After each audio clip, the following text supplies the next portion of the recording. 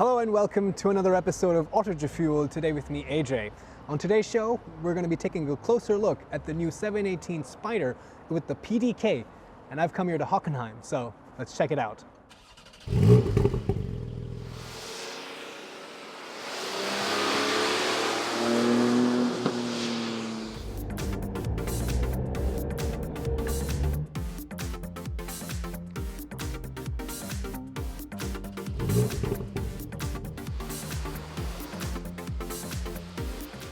Here in the 718 Spyder, well, first of all, you have the Spyder logo down here in the lower part of the bumper, which helps it stand out from the rest of the 718s. I also like these aerodynamic channels. Of course, this is also a lot of aerodynamics has been upgraded, and they pay attention to that here in the 718 Spyder. I also like these headlamps, of course, with LED, and I also like the air channels and the vents here right on top in front of the bonnet. Here we see some more channels for that really sophisticated aerodynamics. Of course, in the GT4 you have a big wing and that adds a lot of downforce, but overall the sophisticated aerodynamics also helps reduce drag. You can see here you also get the optional ceramic composite brakes, so the brake rotors itself, but you also have 6-piston calipers in the front and 4-piston calipers in the rear. And this being the Spyder and not the Boxster GTS, we have the manually retractable soft top, which also has an additional kind of opening right over here. A really sexy backside, wouldn't you say? You can see the haunches on the rear a little bit more prominently from this angle. In fact, the whole car seems a lot more hunkered down. In fact, the chassis is lowered by 30 millimeters.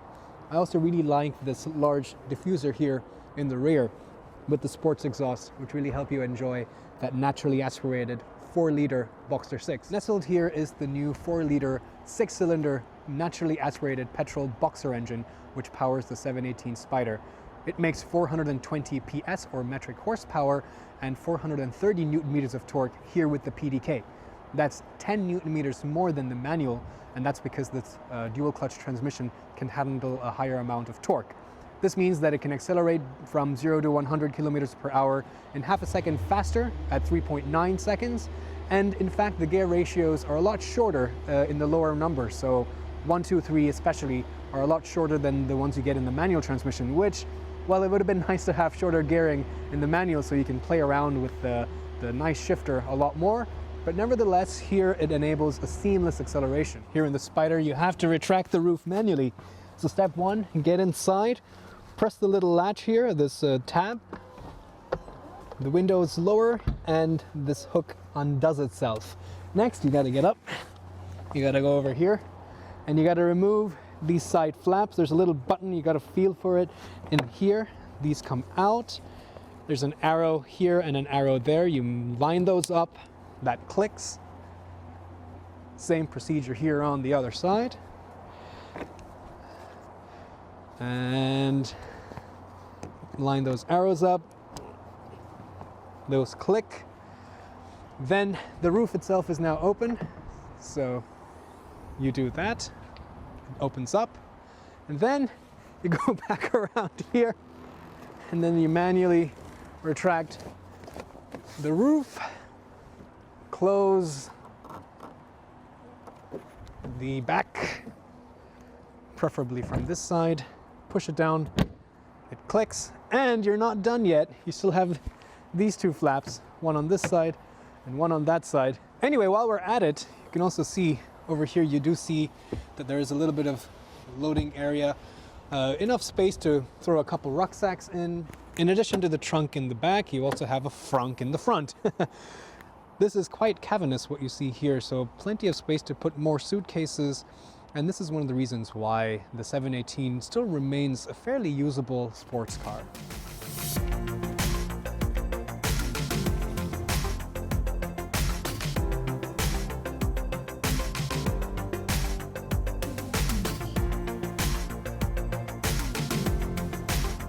I really like this dash of yellow all throughout the interior of the car, which is the same yellow as the exterior color.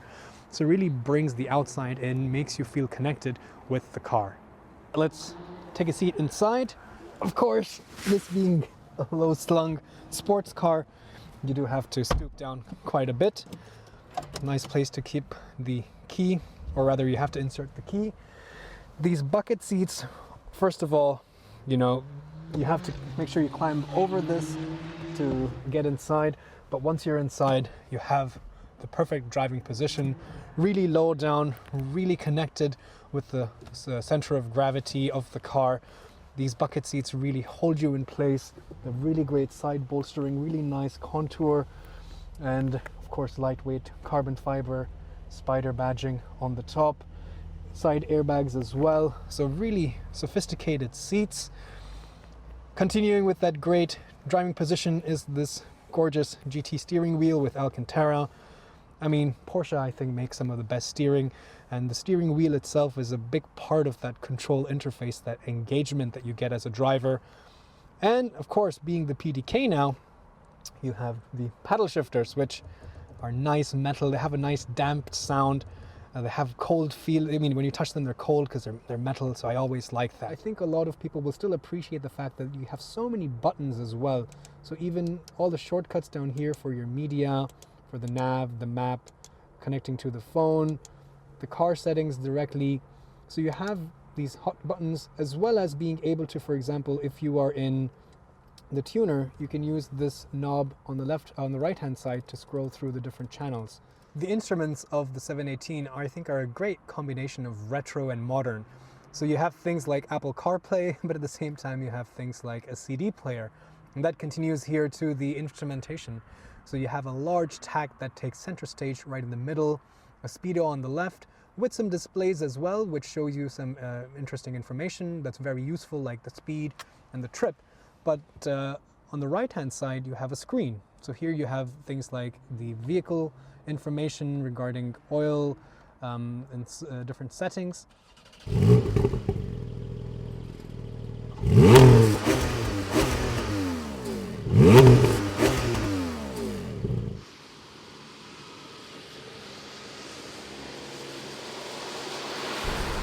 All right, let's take the 718 GT4 out for a couple hot laps on this handling course. It's a very tight course, so it's not going to be very high speed, and the conditions today on the track are really quite treacherous, very slippery conditions. But here as well, the handling characteristic of the 718 becomes more evident, where you have that mid-engine, so if you lose control, it starts twitching and swinging. But nevertheless, it's still a bit more balanced than the 911.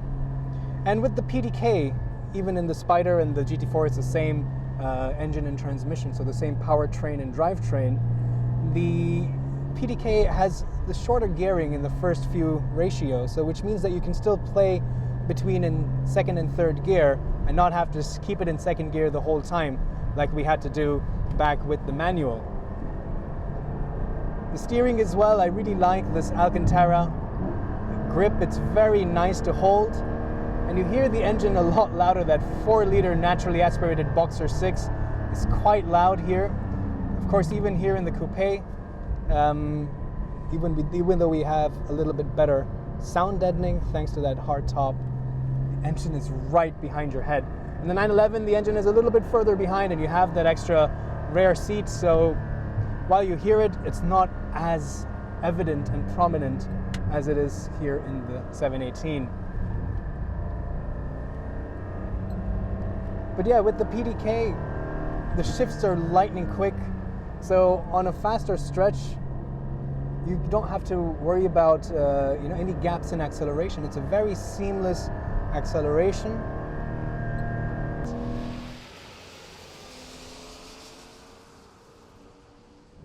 Here we are in the Spyder, and we're going to go through a little village before we get out onto one of my favorite sections of twisty mountain roads. So let's kind of talk a little bit about how the Spyder is to live with if you were to consider this as a everyday sports car. First of all, I've driven this car for a couple days last year already when it was released with the manual transmission, if you guys remember. And even then, this is a GT, and therefore it is a little bit more track focused. So even with the sports suspension turned off, it is quite bumpy. You feel everything, all the edges are filtering into your seat, so it's not comfortable. That being said though, the seats are actually very supportive. So you fit very snug, so it fits like a glove. And while the padding itself might not be that plush, it doesn't really hurt after a long time in the seat. So I think it's actually surprisingly comfortable. The visibility, again, here in the Spyder is not that great because of that top, the soft top. Speaking of which, the soft top is very lightweight and it doesn't do a good job of sound insulation, not at all. In fact, if you're on the Autobahn and there's cars passing you and there's rain like there is now, it feels almost like the windows are open because you can hear so much of that. I also wish the technology was a little bit better, a little bit more upgraded now for this model year at least. And I do like the fact that there are only 3 clocks, which means I can see all 3 of them really well, as compared to, say, the 911 Turbo, which has the 5, and I can't really see where they are. But yeah, it's much better than that in terms of visibility, but it's still, the graphics are not that sharp and there aren't so many different options. You have regular cruise control, but no, other kind of semi-autonomous driving, which, to be honest, is not what this car is meant for. Your money is going elsewhere. It's going to that engine. Speaking of which, driving with a light foot through country roads, I've been able to manage 10.5 liters for 100 kilometers, if you're interested in that kind of a thing. If not, well, look what we have here. A beautiful winding road. So let's turn the PDK to sport. Let's turn the loud exhaust mode on. I'm going to keep the suspension in soft mode because this is a very rough, bumpy road, not a track. So I would rather have a little bit more compliant suspension so that the wheels are more in contact with the ground. I'm going to be very easy on the throttle because the surface is very wet, and being a mid-engine rear-wheel drive car, it's very twitchy. If you lose a mid-engine rear-wheel drive car, you lose it. It's really hard to control, and I'm not Walter Roll. I'm not going to be able to catch it. So I'm going to take it easy, but that engine is really the gem. It's the highlight of this car. The handling and the chassis, of course, but naturally aspirated 4-liter Boxer 6 engine. You just got to ease it, and the power delivery is so linear. So while the little boy in my head says, floor it in the mid-corner, I know that if I do, it's just going to spin around on me. So I have a very gentle application with the throttle, and it responds. It's very telepathic. What I do with my right leg is exactly what the engine does. And again, thanks to these shorter gear ratios, you actually have the ability to actually go from second to third if you wanted to.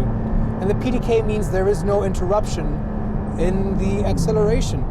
Steering, as always, with Porsche sports cars at least, is impeccable. You feel everything. It's like you're running your hand on the surface of the road, and it's such direct feedback. It's a very quick rack, but at the same time, at center, it's very composed, so it never feels twitchy. The twitchiness only comes from the bumpy, stiff suspension, but the steering wheel never gives you any kind of wavering kind of a feedback. It's very consistent. It's very sure-footed.